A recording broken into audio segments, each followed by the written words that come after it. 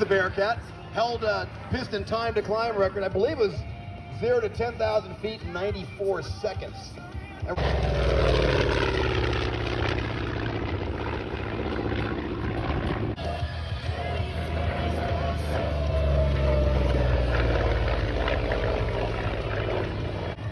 Here comes Sal, taking a peek at the runway. That P-51, he calls Graham Reaper.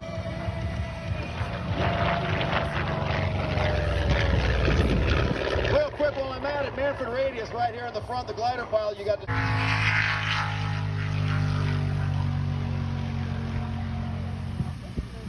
I was going to show you the high performance. Anytime getting that thing going aerobatic.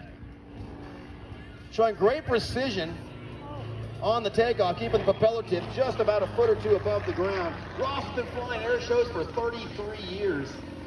As I mentioned, a large family of pilots that include his grandparents, uncles, parents, cousins, brothers, sister Deb, and even his wife Sherry. Born in...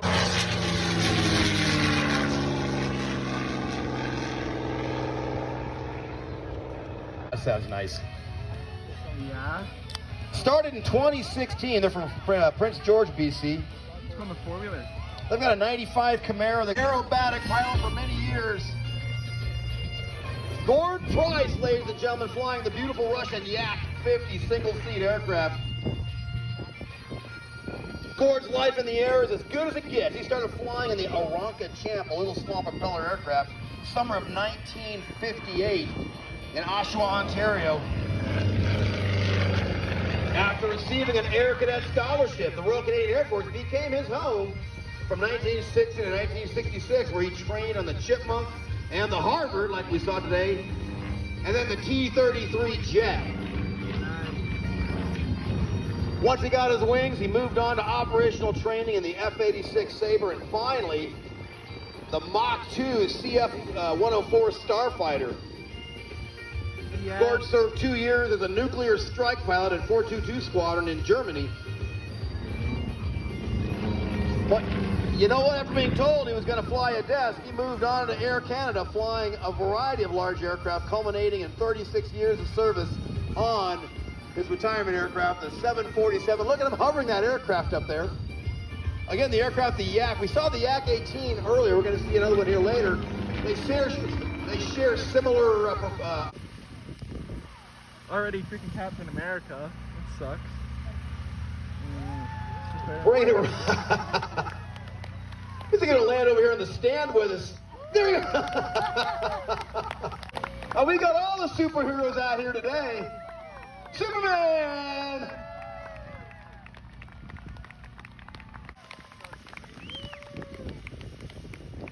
Steve has been a long-standing member of the Canadian national team, and as the current Canadian national accuracy champion, he just returned from the Czech Republic with Mario. He's also the only skydiving competition coach in Canada. Oh, let him hear you.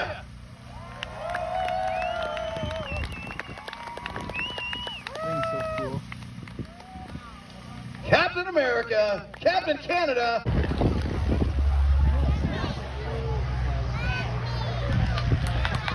The engine's on the back, not the front. This thing is flying backwards, folks.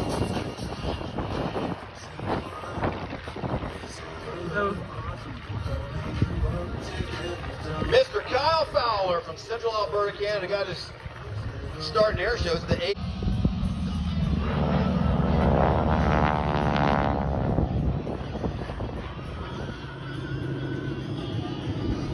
Due to North American aviation being so really the south side of Los Angeles Airport, LAX, also where North American built the P-51 Mustang. North American built it for the Canadian arm of the RAF, subsequently named the RCAF.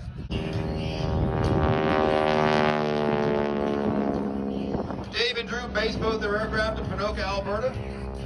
And this aircraft has spent more time in the Watson's hands than any other. Over 40 years, the family is really the south side of Los Angeles Airport, LAX, also where North American built the P-51 Mustang. North American built it for the Canadian arm of the RAF, subsequently named the RCAF. From the left, ladies and gentlemen, the Yak Attack, and the Harvard.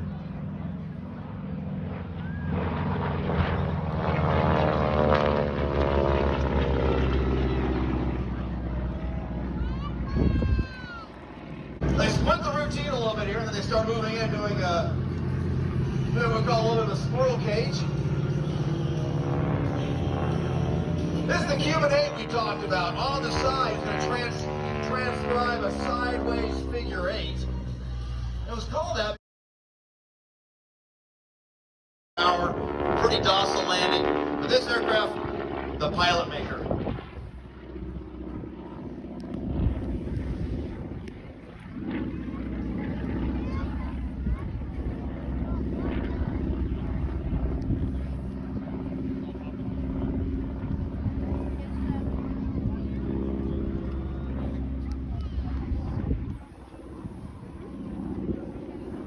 There's about 800 of these aircraft flying, whether it's the Harbor, the S&J, as the US Navy would call it, or the T6, oh, there we go, I got US it. Air Force, or Army Air Corps would call it.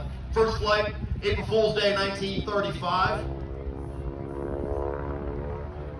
15,500 of these aircraft built, and like I said, about 800 still flying in the world, all over the world. Australia, even South Africa has a fairly large contingent of these aircraft.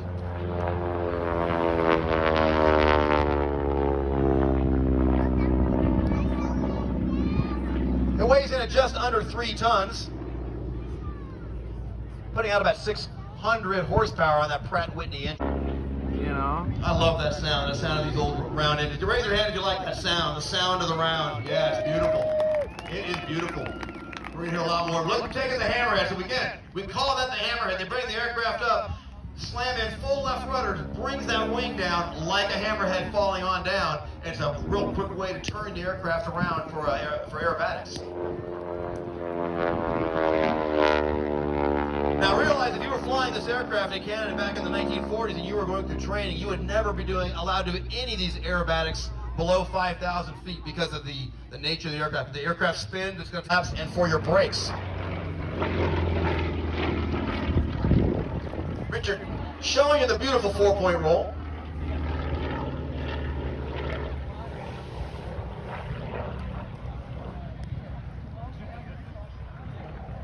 So with that compressed air system on the aircraft, you can imagine that as you're going by the aircraft, it has a little bit of that 18-wheeler truck sound to it. A little different when you're walking by the aircraft when they're doing their ground operations.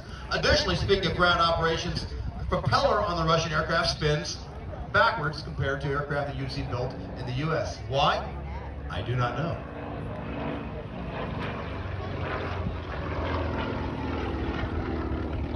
Taking it through the 8-point roll, there's 4, 5, 6, 7, and 8.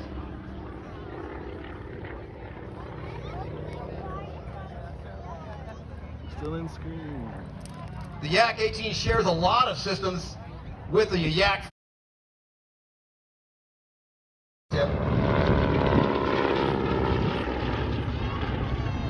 Now on the left wing there, the Yak 18, that's a pretty sizable aircraft. It'll hold 5 people in different configurations. I call it like it's a truck. It's a truck in the sky. But massive performance out of the aircraft. The Russians did a fantastic job on designing it. It's actually capable of 6.5 positive Gs as an aerobatic aircraft. And with all that 400 horsepower, you can see Richard's able to just get that aircraft right on in there in the formation on his dad's wing. Moving up the change in the lead here. The Harvard aircraft is an American single-engine trainer designed by North American Aviation. And it was produced between 1937 and 1953. It really was the basic trainer just prior to World War II for the North American forces. So if you're going to go off and fly a really bad headache, and this plane can do it. Richard's showing off the basic maneuvers, loops, Cuban 8s. Roll rate right there as he rolls by show center. The Cuban 8, everybody hears the story of the Cuban 8. They said, what is a Cuban 8? We'll show you that a little bit later here, but he's going to